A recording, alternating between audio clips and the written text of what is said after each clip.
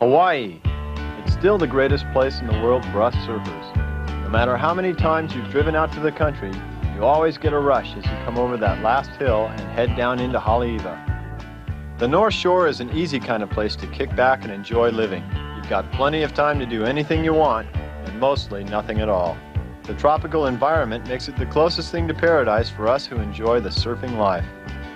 But there's an underlying excitement here that rises to a fever pitch every time the surf comes up.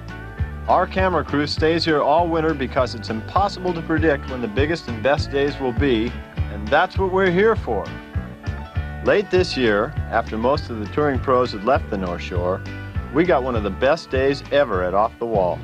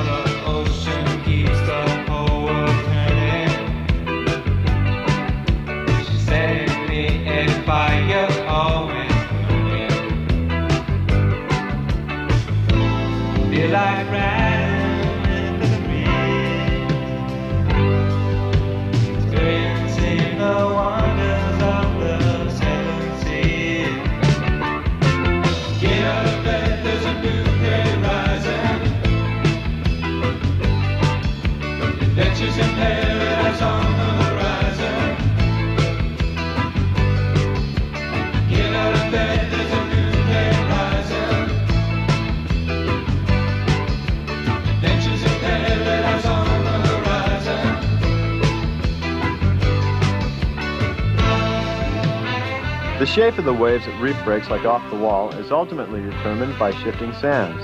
Some years it doesn't even break, but this is what it's like when it's perfect.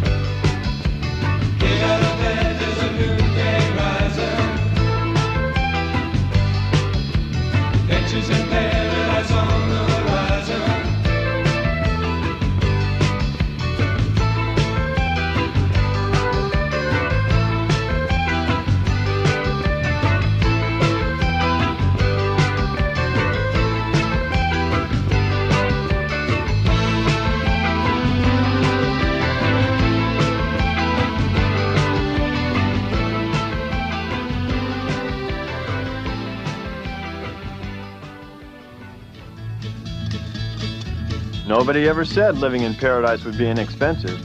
With nearly everything having to be shipped in or imported and gasoline at nearly $2 a gallon, spending your last quarter on a shave ice and wonton chips can cause a real dilemma for the clever surfer.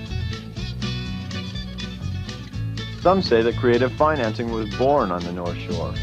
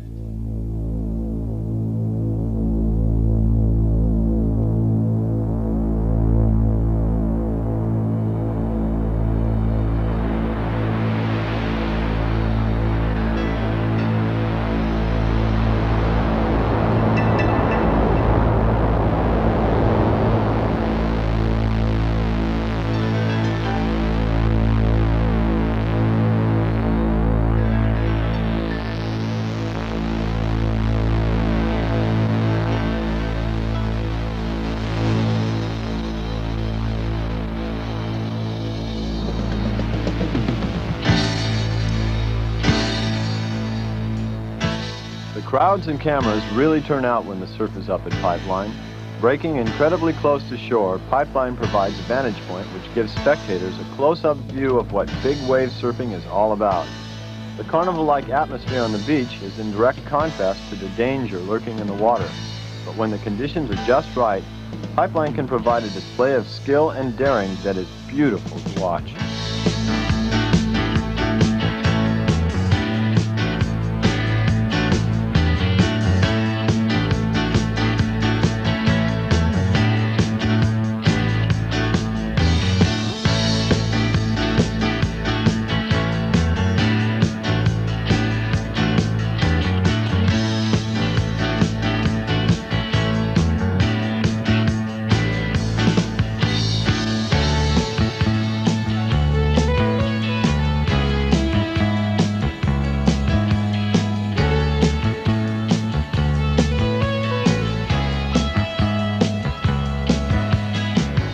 From his vantage point at the Pipeline Hilton, Jerry Lopez still catches the very best moments.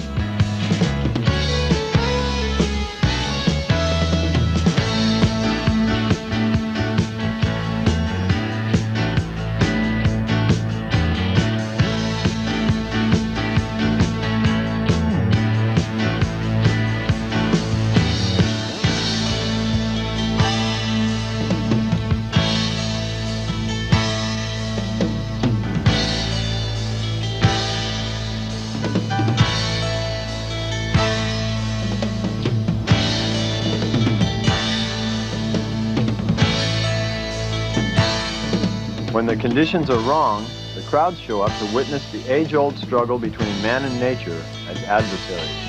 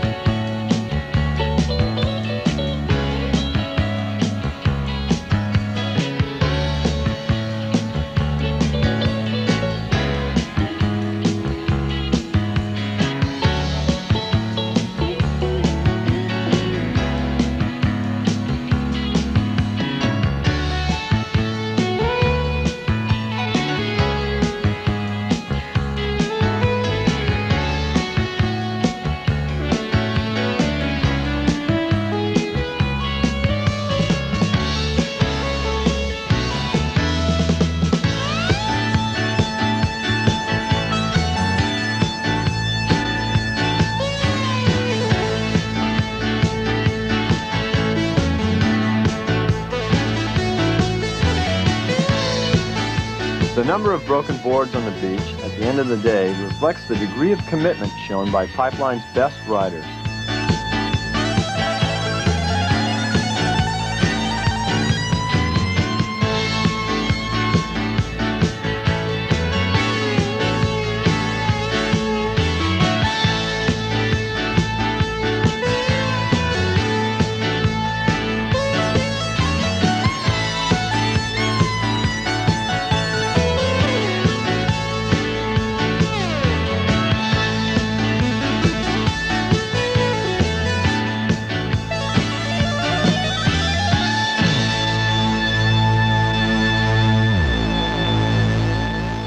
First week here in Hawaii is a real adjustment. You really have to adjust to the speed and power of the waves, and you really have to conquer your fear. And it takes about a week before you're confident within yourself to really attack those big waves. And I found that after that week's over, I do some of my best surfing, because because I'm over there, I'm fresh, I've got a new approach, and I'm just trying to surf those big waves like I'm trying to surf the small waves. Then you really start to attack and you really start to fire.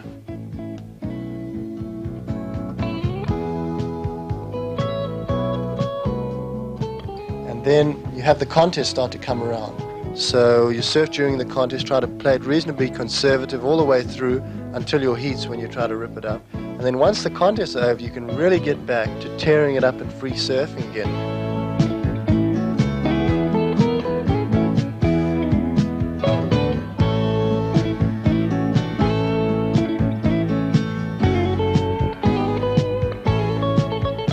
What I look for in surfboards really depends on the wave. For a big wave board, I look most of all for reliability. You want a board that when you crank that turn at the bottom of a 10-foot wave at pipe, the board's going to hold in and not going to spin out. But then in a small board, you want something that's really alive, responsive, and very, very fast and maneuverable. So I'm sort of looking for two different sorts of things. For big waves, I just ride round pintails. I don't touch anything else at all. And then for small waves, I'll go for multiple fins, twins, or thrusters. I think in terms of surfboard design, I'm more of a mechanic than an innovator. It's the guys like MR and Simon who I think have really put out the new ideas in the last 5 or 6 years. MR came up with a twin fin, revitalized the twin fin, and Simon came up with the thruster design. Now I'm totally tuned into thrusters. I love the boards. I love them for waves between 4 and 8 feet, and under 4 feet I'll choose a twin fin any time, and over 8 feet I'll choose a single. So it's the innovators who I always have to be watching. I always have to be watching what's happening in surfing, because you don't want anyone to get a competitive advantage.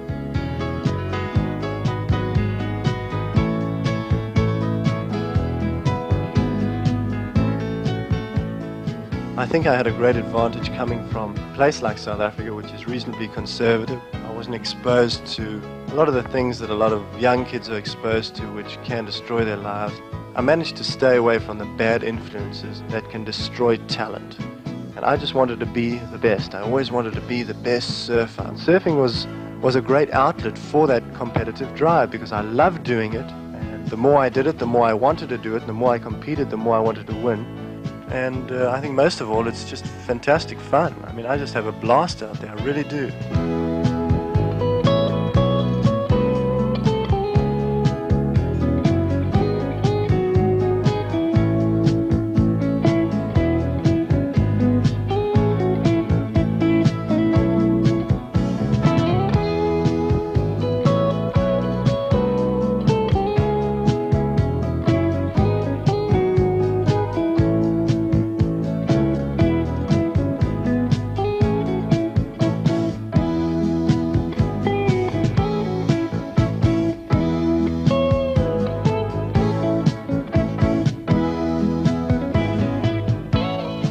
I can see myself doing exactly what I'm doing now for the next 4 years. I love it.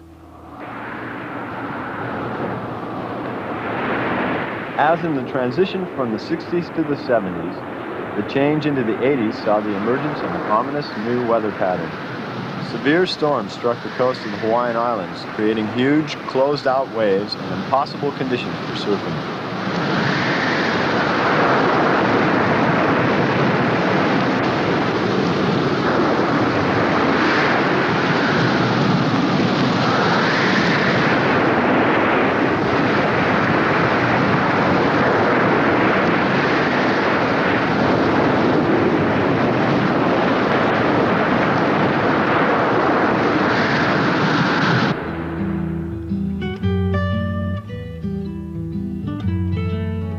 On Maui's south shore, the damage was severe. These boats were smashed by wind and sea alike. Meanwhile, on the northern side, the sea is still very much alive, and the winds are driving hard offshore. Gradually, they lessen, and at Pakukala, longtime surf mates Jerry Lopez and Terry Fitzgerald utilized longer boards and their extensive wave knowledge to pick up the few rideable waves out of the storm swell.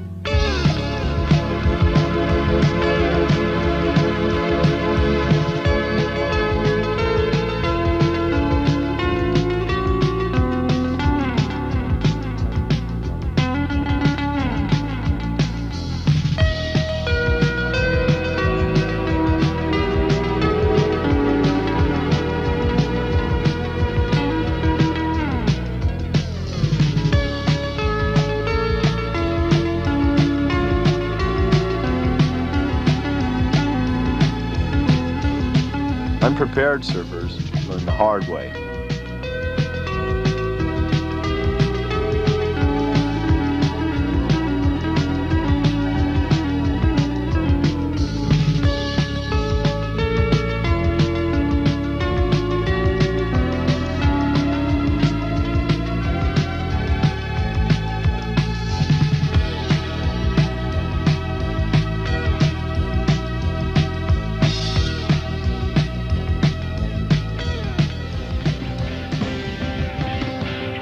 As the Kona winds subside and the swell begins to organize, we drive to another spot on Maui's north side.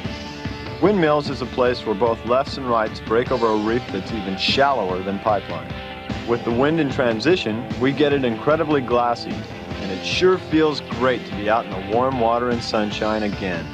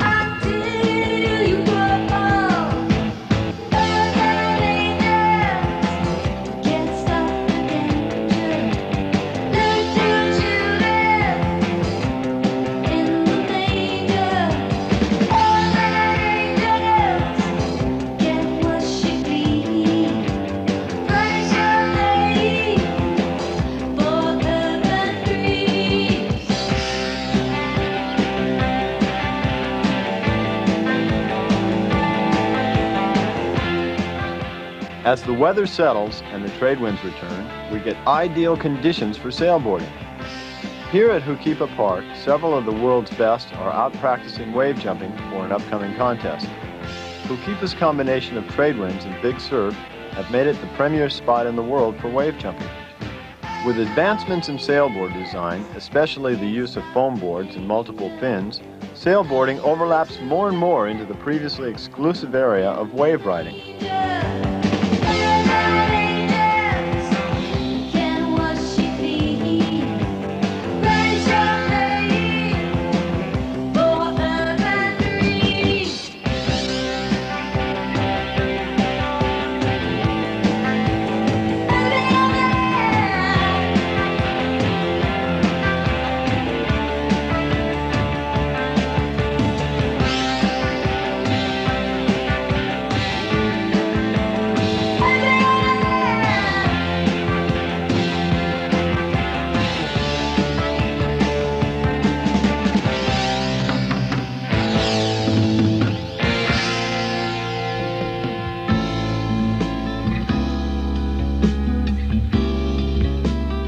The big challenge for sailboarders is to see who can jump the highest, who can be the first one to achieve an aerial 360.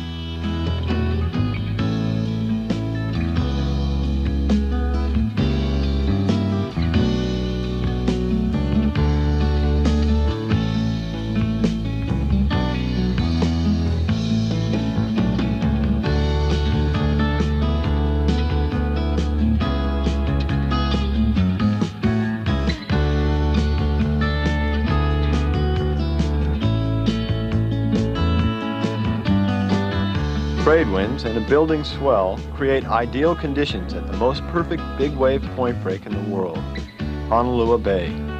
We catch Reno Avalira sharing some rides with Ray Pino, Nathan Moody, and a few other Maui locals.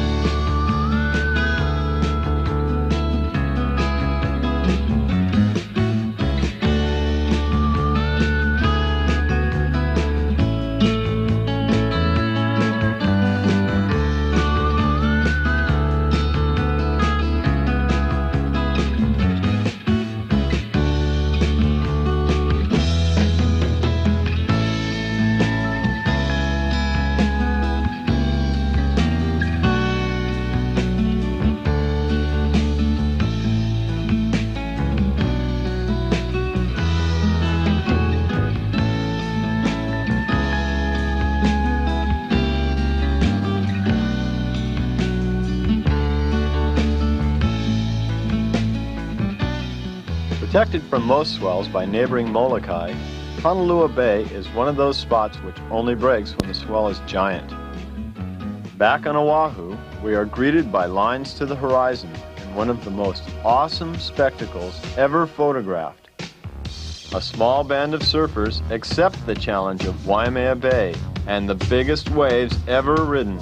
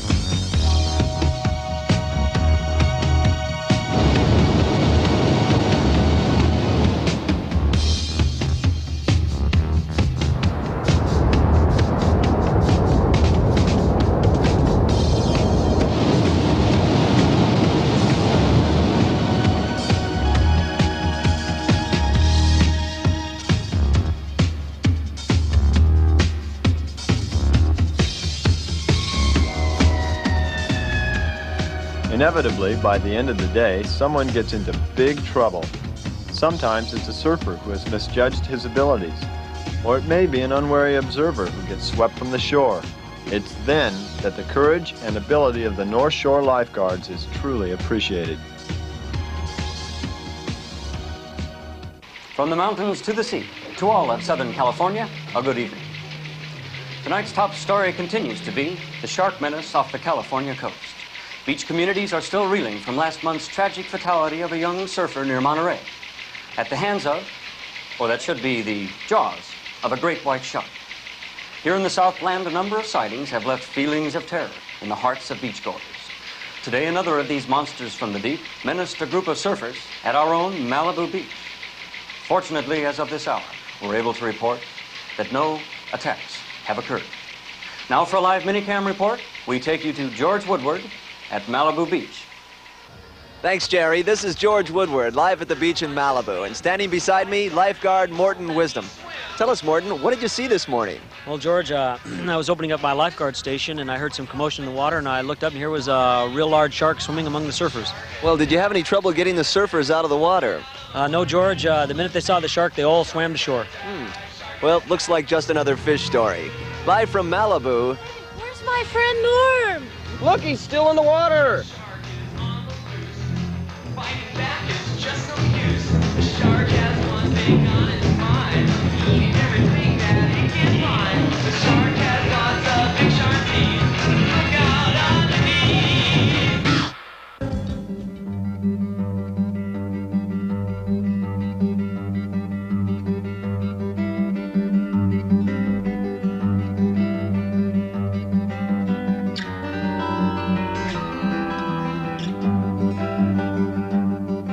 Michael Ho, at 24, has been surfing competitively since he was 8. That's over 16 years of competition experience, and his pleasure surfing reflects it. Even though he enjoys carving big surf, his real enjoyment comes from hot-dogging smaller waves. Born in California but raised in Hawaii, his surfing has been helped by friends like Lopez, Hackman, and Bertelman. Michael also acknowledges that a great deal of advice has been given to him from Hawaii's greatest living waterman, George Downing. As he's progressed and personalized his style and equipment, he has taken a unique and personal path. In even the huge North Shore surf, Michael Ho rides very small surfboards. In an area where most people want all of the flotation and rail line possible, Ho sacrifices length and paddling for increased performance.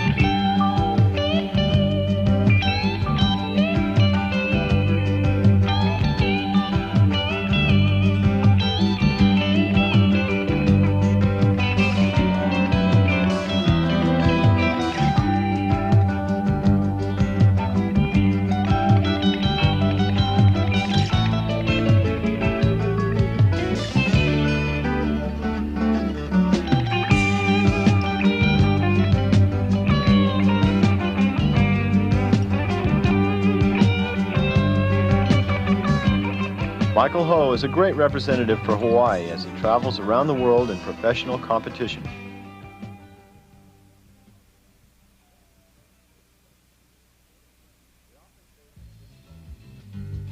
We often face the difficult decision of where to film when a swell comes up, whether to stay at the proven spots or to take a chance on the spots that are more fickle but surely less crowded. When a big south swell hits in just the right direction, the south side of Maui can offer relatively uncrowded surf. However, much of this surf is blocked by neighboring islands, so it takes local observation to know when these secluded reefs are pumping. For the locals and a few smart travelers, go the spoils. Great waves and just a couple of friends out, all thanks to the underground communications network known to surfers everywhere as the Coconut Telegraph.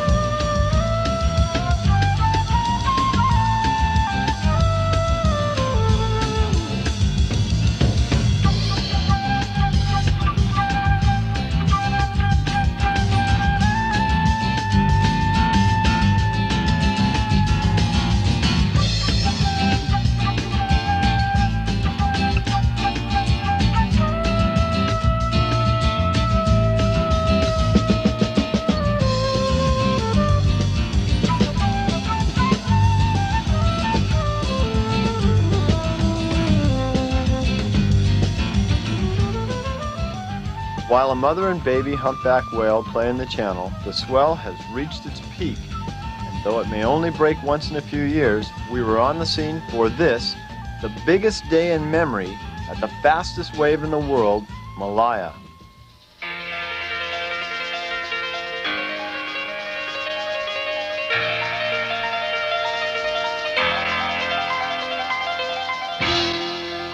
It's feared that the nearby harbor expansion might spell the end of this perfect wave, but for now, we share this rare speed ride with Al Chapman and Wayne Santos.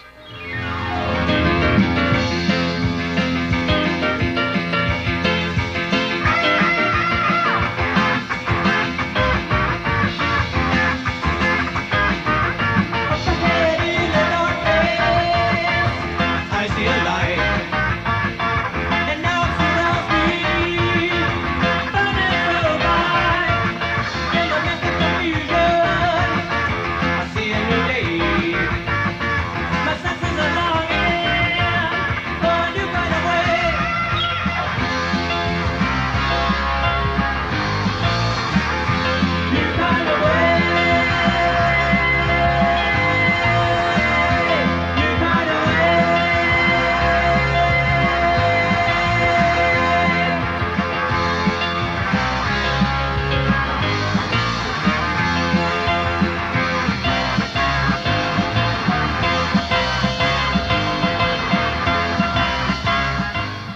Hydrofoils have found the inter-island turbulence to be so severe that they no longer run. With a slight change in direction, the swells at Malaya stop as quickly as they came up. Hopping a plane, we pursue the same south swell to an even more secluded spot. Some of these places, and there are many, are so remote that they are nearly impossible to reach without a four-wheel drive. Expensive, but it keeps the crowds down. Here we join knee rider Ray Pino and some of his friends at one of the perfect secret spots never before seen on film.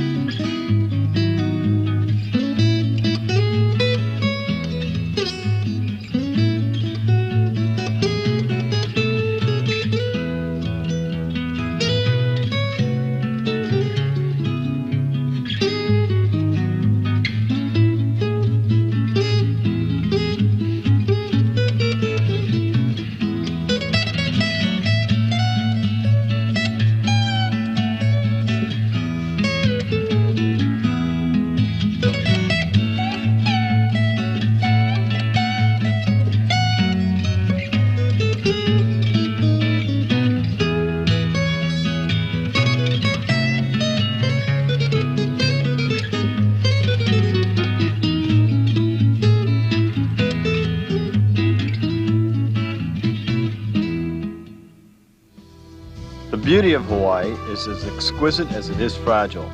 Traditional ways are slowly disappearing, falling before the promises of modern technology. Nowhere is the best and worst of this progress more evident than in Honolulu. Apart from the lingering aroma of suntan oil, the emerald waters of Waikiki and Ala Moana remain unchanged, as they were in the old days, beautiful. As the 70s became the 80s, not unlike the last decade change, the whole Earth responded, and huge swells from the southern hemisphere pounded the reefs at Ala Moana, sometimes even closing out the deep channel into the Alawai Yacht Harbor. Here at the birthplace of modern surfing, we were fortunate to catch Hawaiian surfers Jerry Lopez, Larry Bertelman, and Michael Ho ripping one of the biggest south swells in years.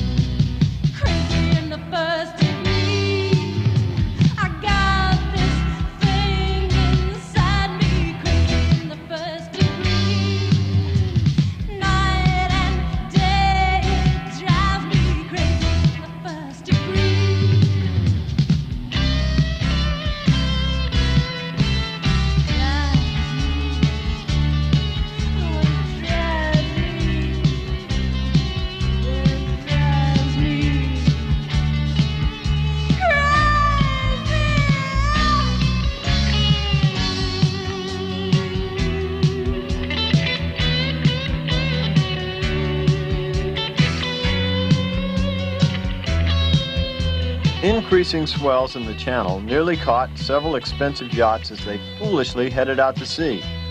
But the real price for courage, or is that stupidity, has to go to these two guys who managed to punch their Hobie Cat out to the lineup, only to get completely stuffed in the pit of an Ala Moana monster.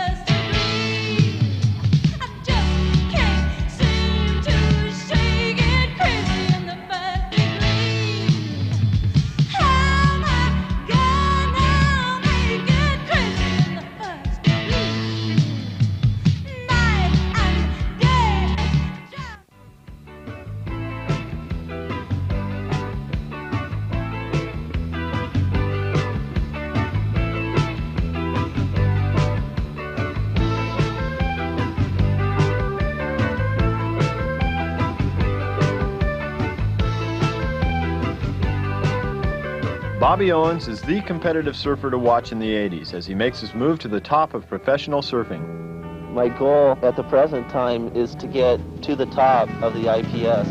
All my energy has to be directed to that goal.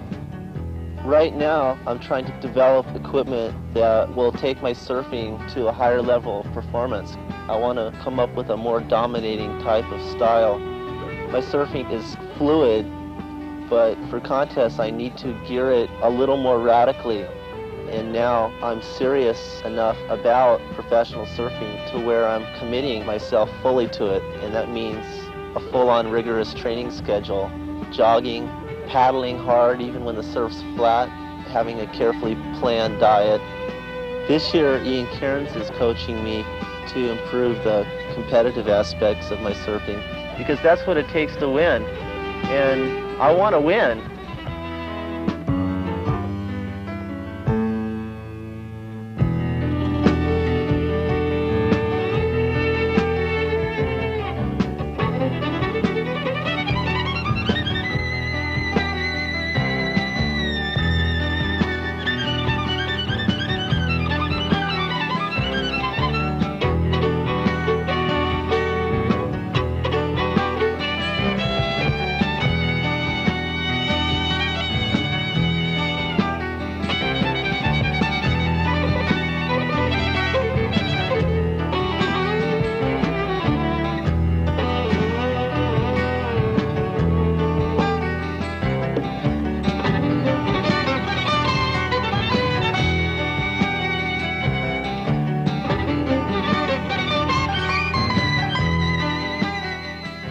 It's one thing to have confidence in big waves, but to turn around and surf big waves backside requires a whole different level of confidence.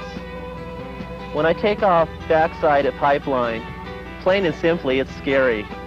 But eventually, I just get into it and I start pulling off certain maneuvers and I build up a rhythm, and all of a sudden, my whole approach becomes spontaneous.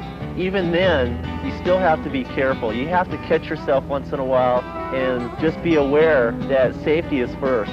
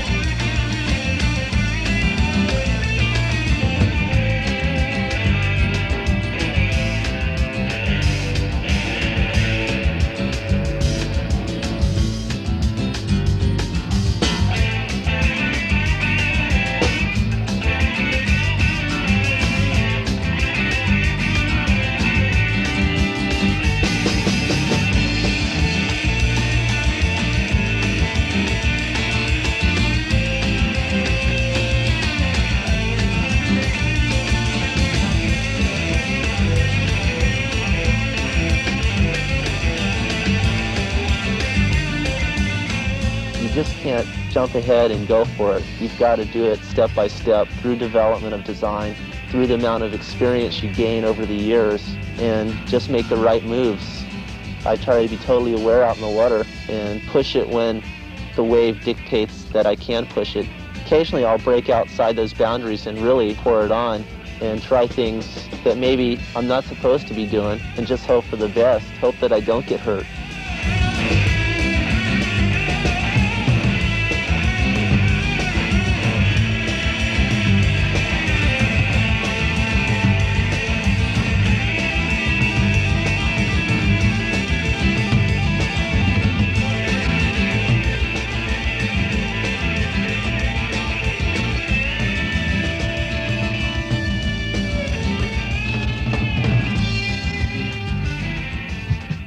Sunset Beach. Breaking nearly 1/4 of a mile out in the ocean, the power of sunset can't be appreciated unless you've been there. The drop alone is longer than most other waves. It takes a truly experienced surfer like Ken Bradshaw to successfully make those takeoffs, but even then, sunset can sneak up on you.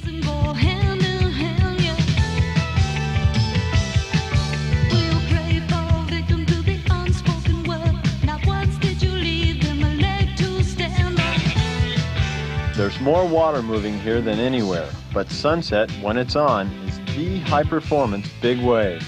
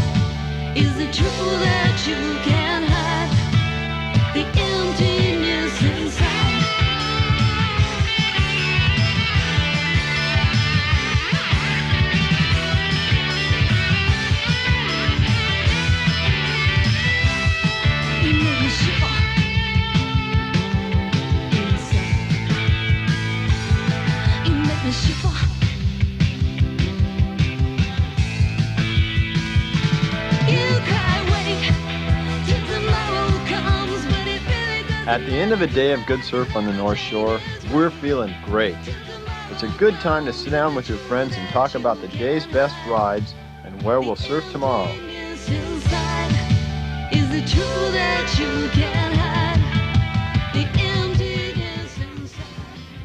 Early the next morning, we're winging out of Oahu bound for Kauai, where the pace is even more relaxed and the competitive pressures of the North Shore are forgotten. Kauai, the Garden Isle, is home to the wettest spot on the face of the earth, Mount Waialeale. Kauai's abundant greenery often surrounds beautiful waterfalls and shelters many sacred pools. It's a very real paradise for those of us who love the water. Though the surf is normally not as big as on Oahu, we appreciate the beautifully different character of Kauai's waves.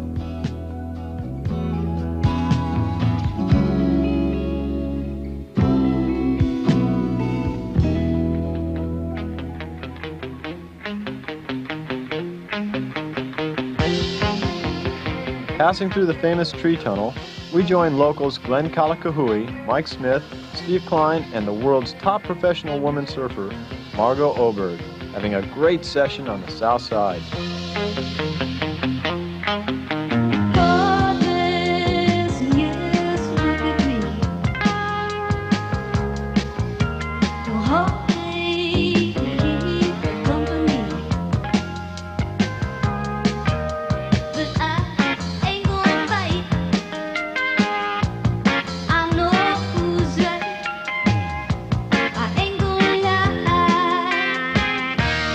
Too young to die, too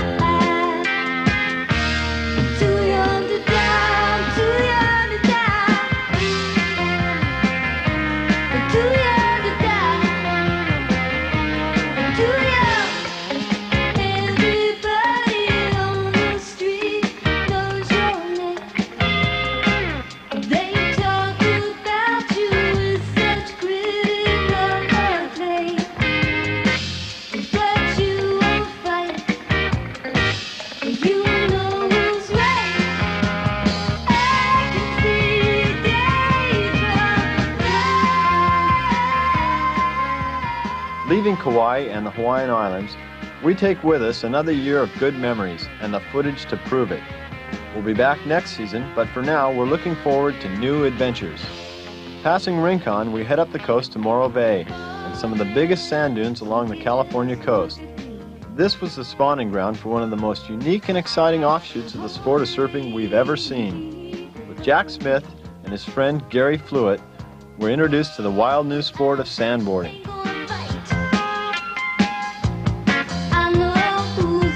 There's been people playing on the dunes out here for a long time.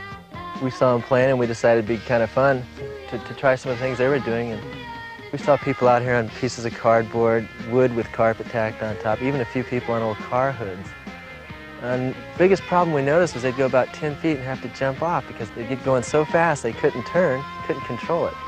So we figured, well, there's got to be the better way, something to make the walk back up a little bit more enjoyable. So we started fooling around with some different designs, and we came up with the idea that you had to have a V bottom on the board so you could switch from edge to edge. Well, we came up with the only way you're going to get that design is go to a laminated board under lots of pressure using heat and about 2 tons of pressure to get the bend in it. And so we did that, and we brought the board out here, and it worked really good going down the hill. We could turn, we could go from edge to edge. For me, it's just the greatest feeling in the world.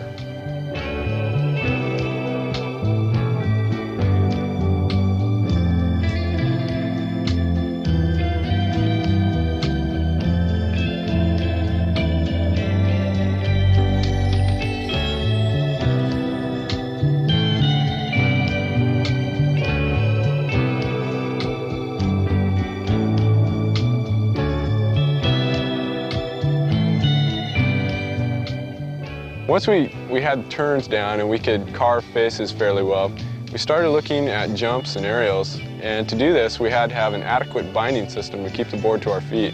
So we looked around at different things, ropes and certain bungee cords and stuff, leashes, and nothing seemed to work too well. And we came up with 2 rubber straps attached laterally to the board. And what happens is they go over the top crown of your foot and over the toes. And when you jump up into the air, these secure your feet really well to the board. We found that also these bindings helped us control the board quite well under really radical maneuvers and tight turns.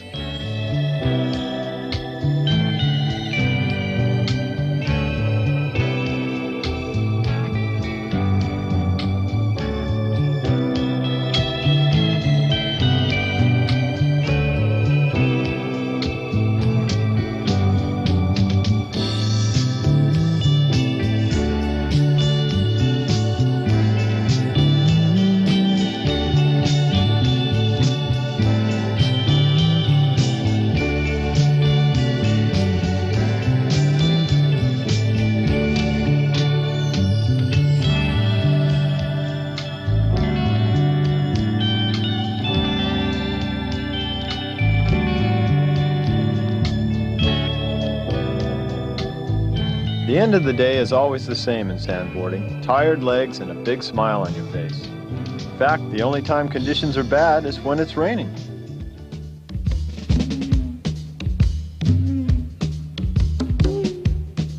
Joining former world champion Wayne Rabbit Bartholomew, his wife Tony, Bruce Raymond and Edwin Santos in the Caribbean, we hit the inevitable flat spell.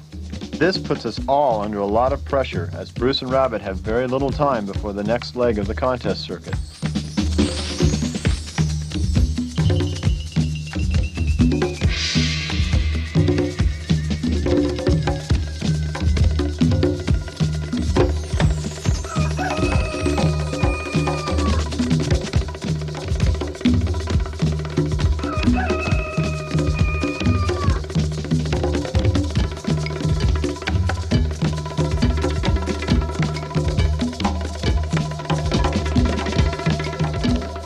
Finally, we're greeted by the sound of waves, and the gang is stoked. The surf is excellent, the water's warm, and there's no one there but us.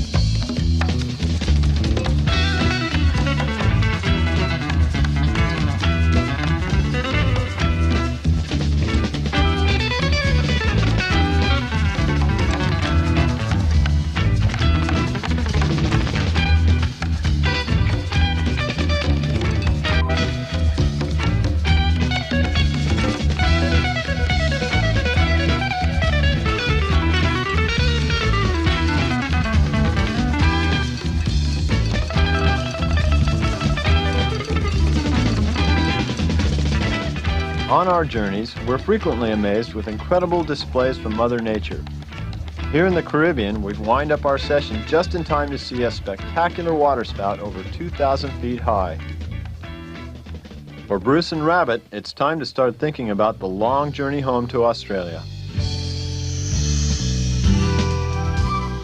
Australia is a coastal country with over 90% of its population spread out along its vast coastline. Surfing is regarded as a major sport here, and though most visitors think of Australia as the land of kangaroos, surfers the world over regard Australia as a land of competitive surfing and home of the current world champion, Mark Richards, the only man to ever hold this title 3 times. Mark's equipment has had a profound influence on both professional and recreational surfers everywhere. The use of the small twin fin has now become accepted in both small and medium performance waves, and this acceptance has led to further experimentation in the use of multiple fin concepts.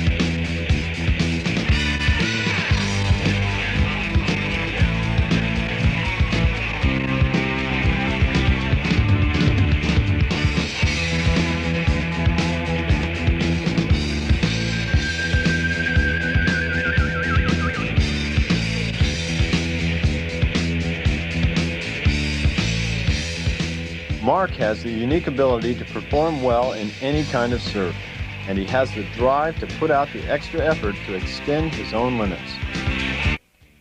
The very first surfers used no boards at all, and today, the art of body surfing has been taken to the point where it's gained universal appreciation and respect from the rest of the surfing community. Some of the things body surfers do are truly incredible. Using only a pair of fins and sometimes a handboard, body surfers enjoy wave riding with a minimum of equipment.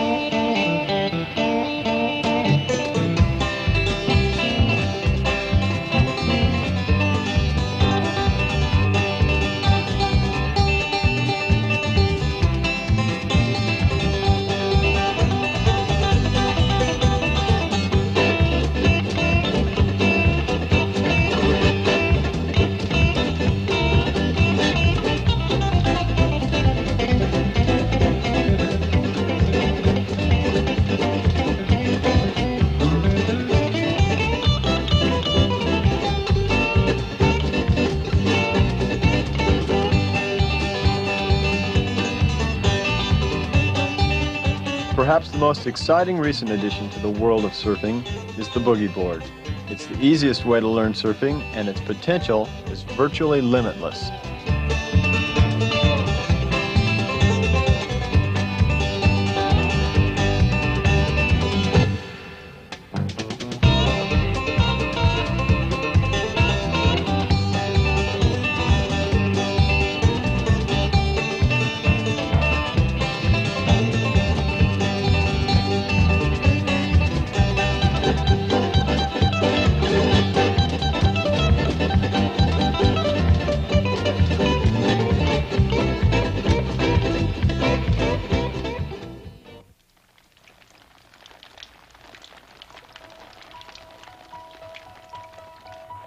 Rain again. After weeks of no surf, the walls are beginning to close in.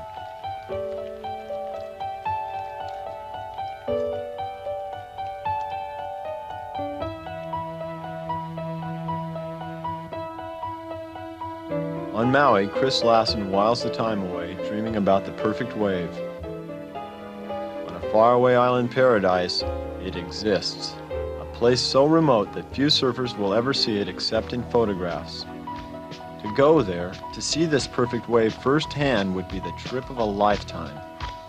After months of preparation, we're on our way. Traveling with Chris and his friend Chuck Venata, we leave Hawaii bound for the Orient. After 4 separate flights, we're halfway around the world and totally fascinated by everything that we see.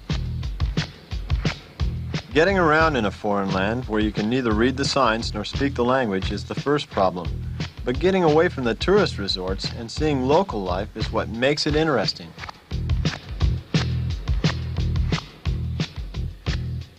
While we find the contrast of such a different culture intriguing, we must remember it is we who are foreign. We are the curiosities to these people who view us as the rich Americans. 7 days after leaving Honolulu, we are heading away from the population centers.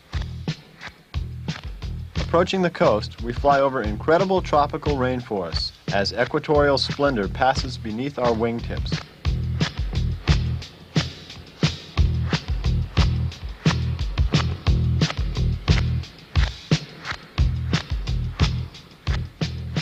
Coming in over the rice paddies, we realize that we are far from the security of modern society. Chris and Chuck thank the pilot for a safe journey and a successful landing, but we're unprepared for the arduous bus ride ahead and the strange stares of the curious.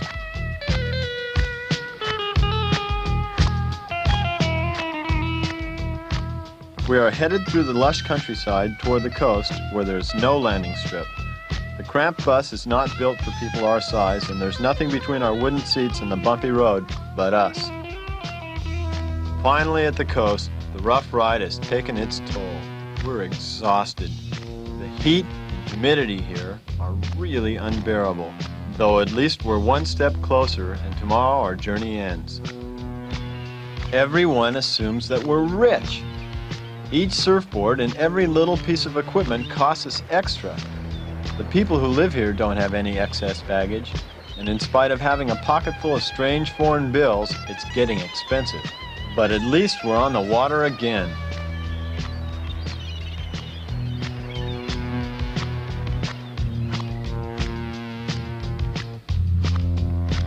In spite of the lack of shade on the crowded boat, we feel the excitement building.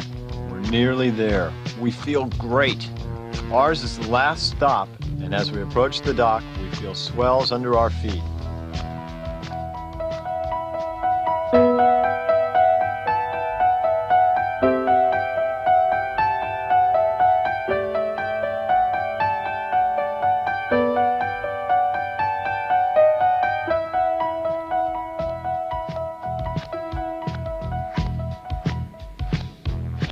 After 9 days of constant travel, we're finally at our destination. We're on the island. The people are friendly and living in a world barely touched by the 20th century. They totally lack modern conveniences, but they're content. They seem to know that their island was a paradise. For us as surfers, it was a dream come true.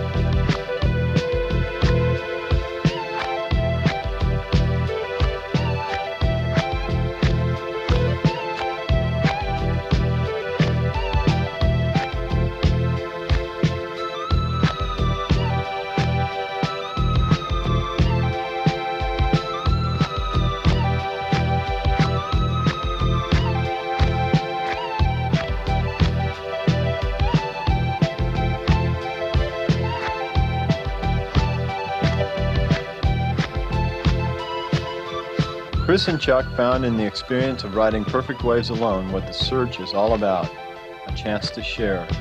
The locals already knew.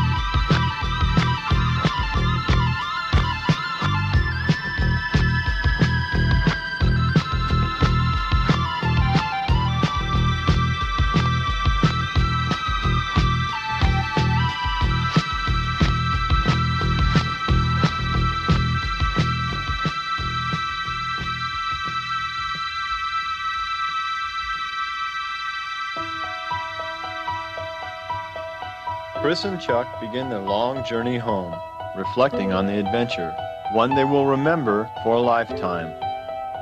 They'll remember the people, the place, but most of all, the wave. We have traveled halfway around the world to one of the most remote islands on our planet in the hope of finding perfect waves. For Chris and Chuck, the dream of paradise has come true.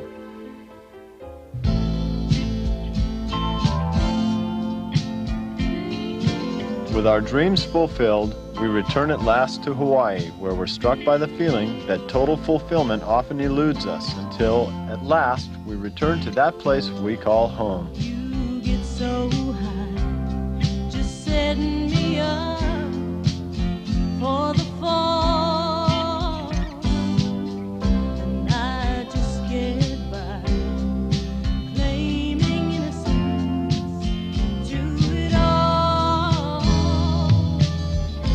With you, the villain, my guilt can always be denied. We're both to blame, though.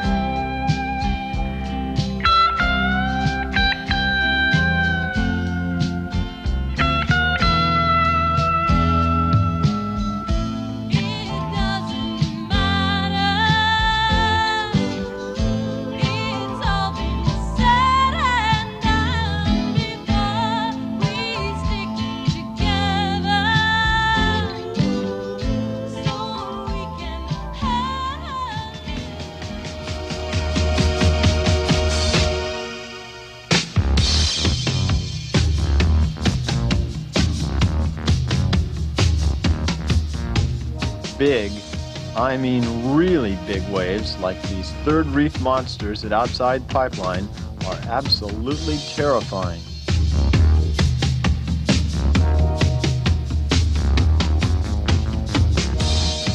The fear is even present in the hush on the beach, as all who watch from the safety of the shore realize that to paddle out is a life and death decision.